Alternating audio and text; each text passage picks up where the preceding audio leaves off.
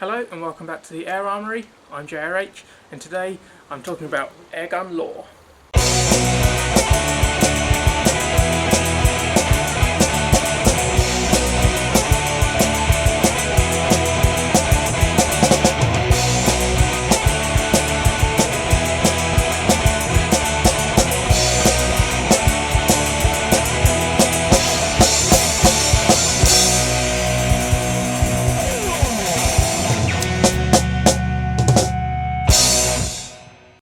Right, first of all a disclaimer.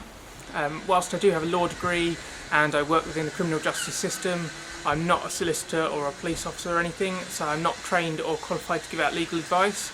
So the information contained within this video should just be treated as a guide to the legal position regarding air guns at the current time in England and Wales.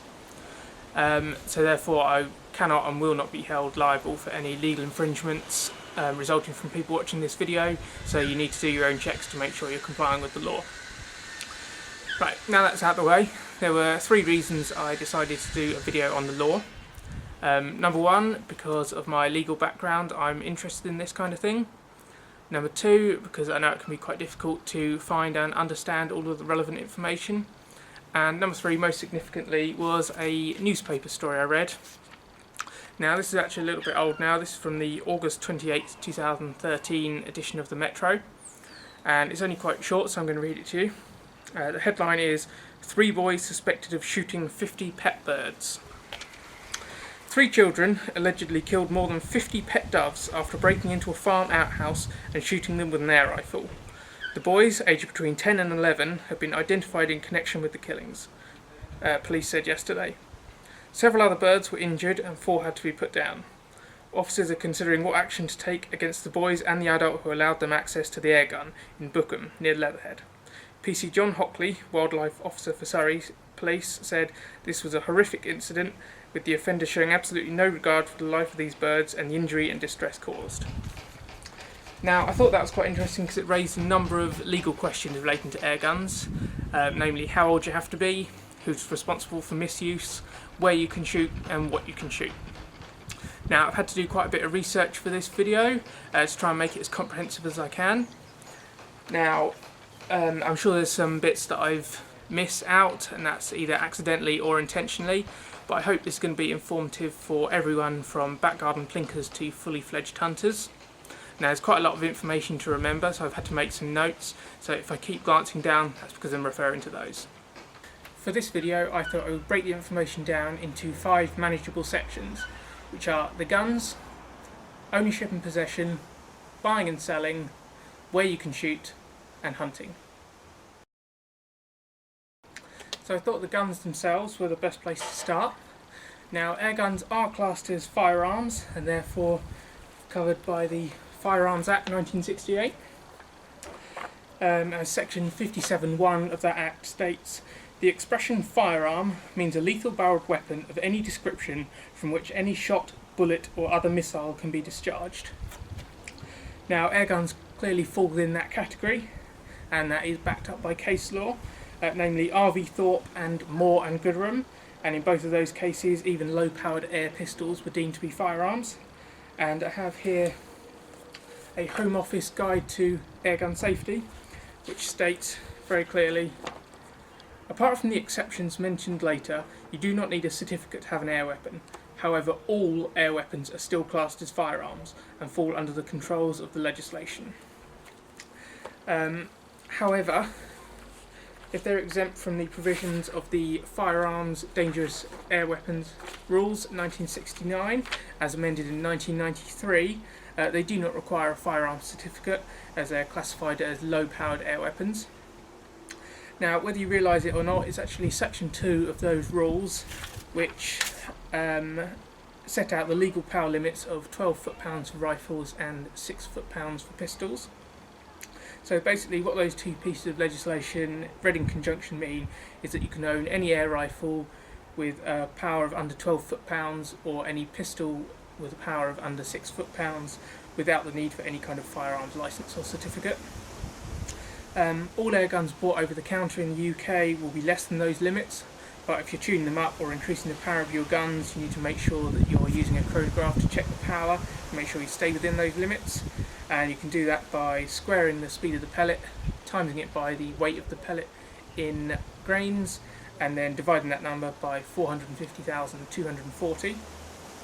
Now I should stress here that you can legally own an air rifle with a power over 12 foot-pounds, but this must be held on a Section 1 firearms certificate, and you'll not just be able to wander into a shop and buy one of those.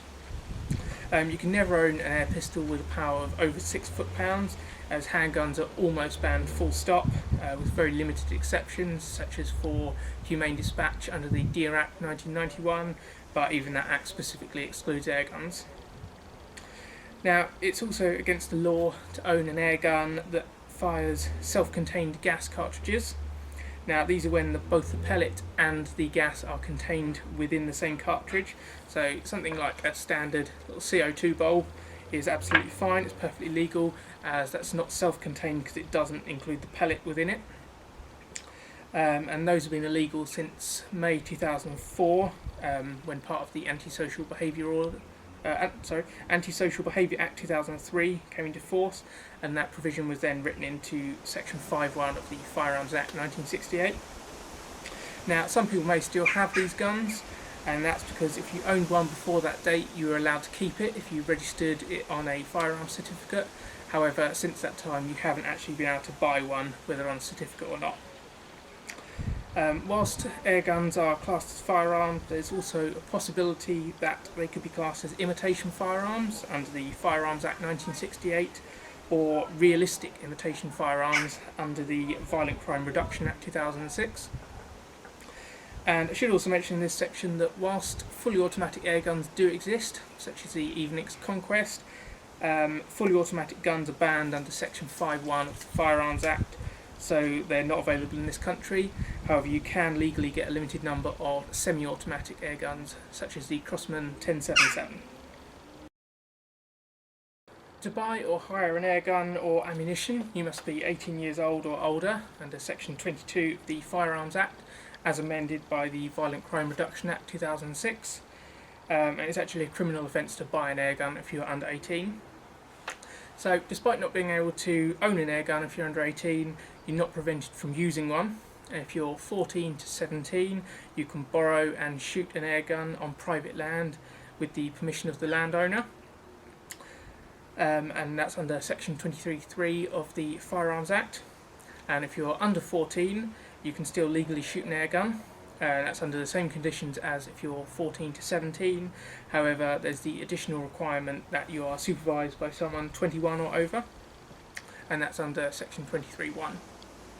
Now, I should point out here that that information relates to air rifles under 12 foot-pounds and pistols under 6 foot-pounds. And if you want to own a rifle with a power of over 12 foot-pounds, you're going to have to hold that on a Section 1 firearms licence. Now, there are certain restrictions to possessing air guns based on any previous criminal history. If you've previously been sentenced to more than 3 months but less than 3 years custody, and I'd assume that also includes periods of suspended custody, you're prohibited from possessing an air gun for 5 years from the date of release. However, if you're sentenced to 3 years custody or more, then you are prohibited for life, and that's under Section 21 of the Firearms Act. Now, as a result of the Crime and Security Act 2010, airgunners now have a legal obligation to take reasonable precautions to stop unauthorised access to their airguns by people under the age of 18. Now, nowhere does it actually specify what reasonable precautions are, so this would be assessed on a case-by-case basis.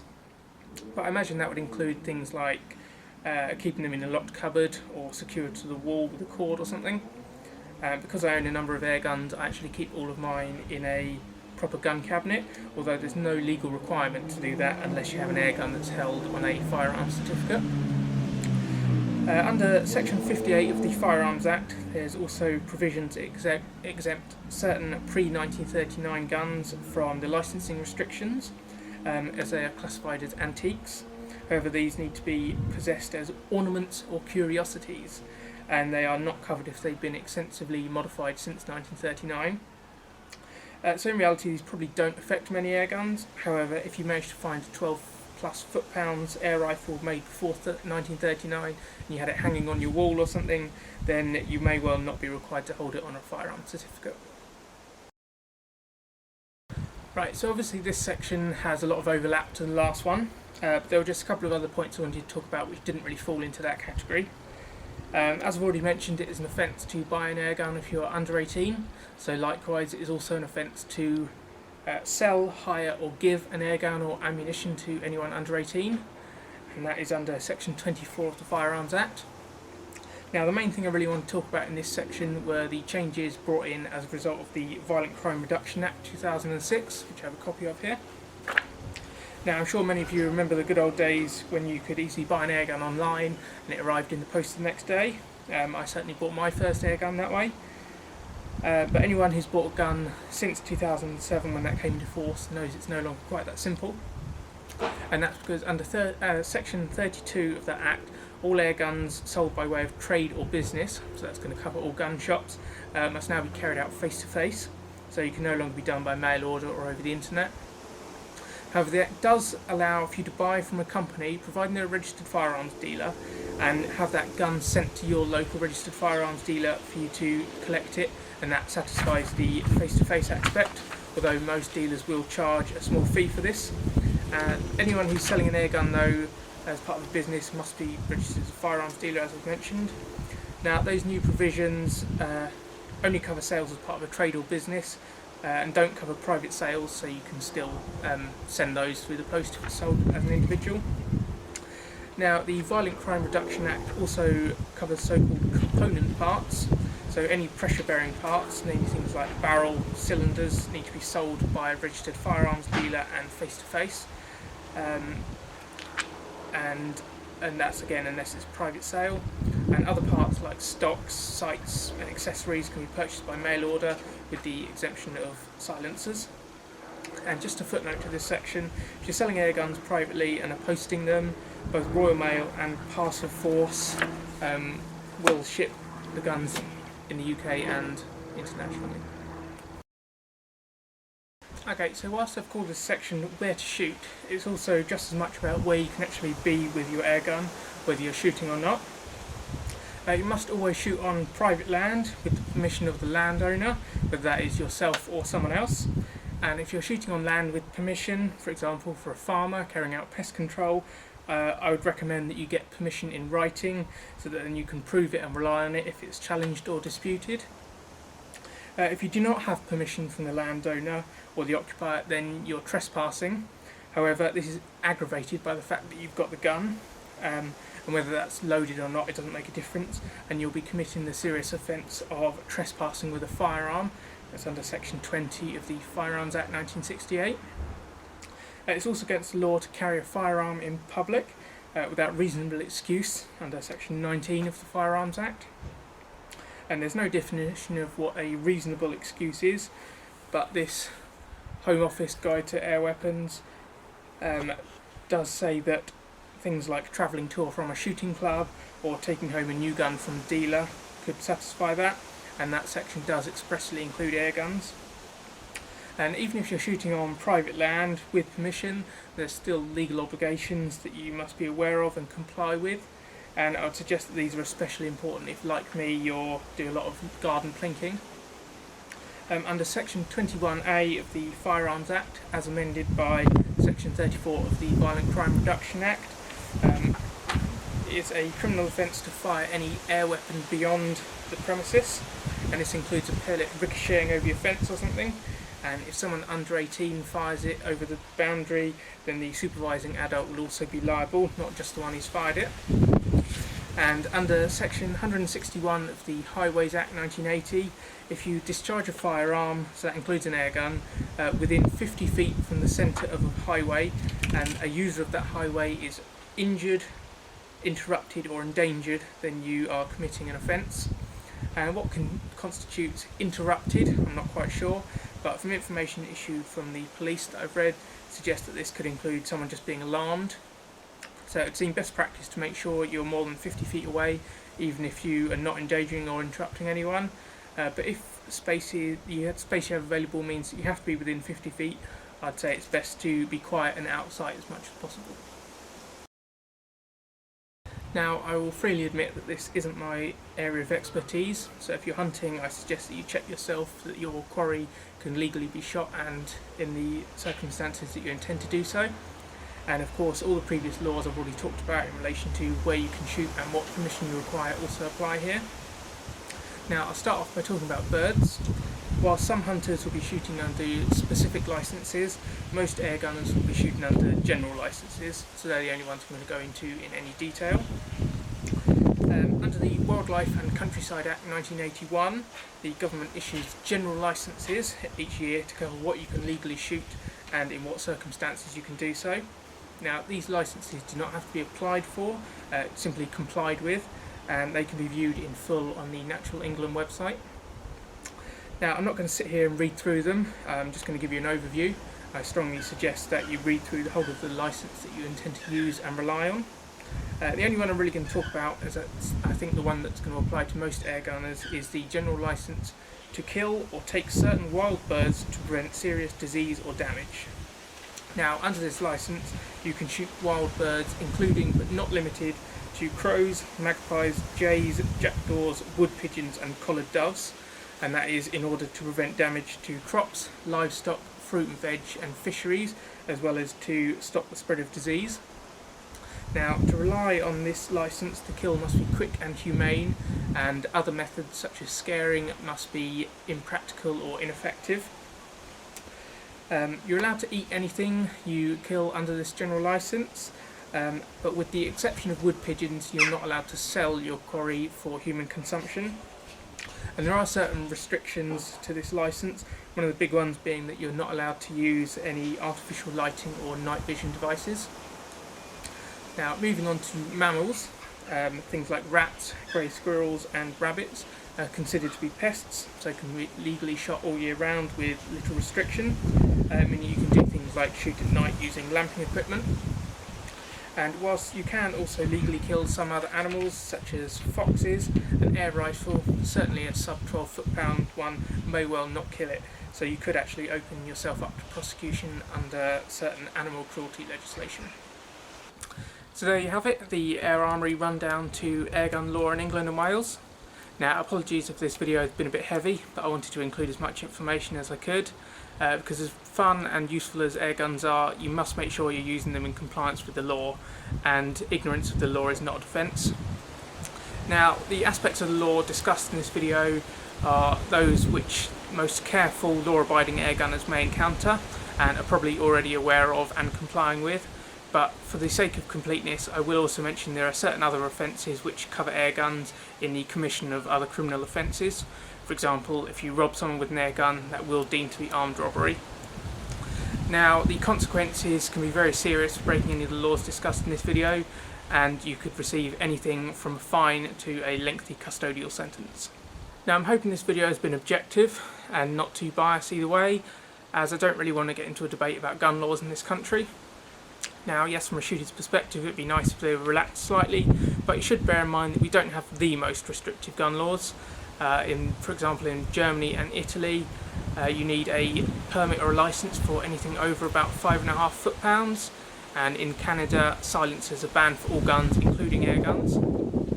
Now, as I've already said, this video covers the law in England and Wales, and while some of it may apply to other areas of the UK, such as Scotland, it certainly doesn't all. And this information is correct as of today's date, which is the 30th of August 2014. How long that will remain up to date, I'm not sure, as these kind of things are subject to change. I've already discussed the significant changes resulting from the Violent Crime Reduction Act a few years ago, and there have been a number of reports over the years calling for changes in the law, such as the 12th annual report from the Firearms Consultative Committee in 2004. As I've said in numerous other videos, I encourage comments and corrections, but this one more than any other, if you think I've got something wrong or missed something out, please leave a comment below, and also if you've got any questions about the law, post those as well, and I'm sure either myself or another viewer will provide an answer for you. Now, if you want to look anything up or do some further reading, a number of the sources that I used are available online. Police websites were quite good. I used the Wiltshire and Metropolitan Police sites. The CPS website has some good guidance. Copies of all the legislation are available at legislation.gov.uk. The British Association for Shooting and Conservation had some handy guides on their site. This useful Home Office leaflet I've already mentioned is available online, and the Natural England website has a copy of all the general licences, and I'll put links to those in the description below. Thanks for watching, and until next time, keep your arms in the air.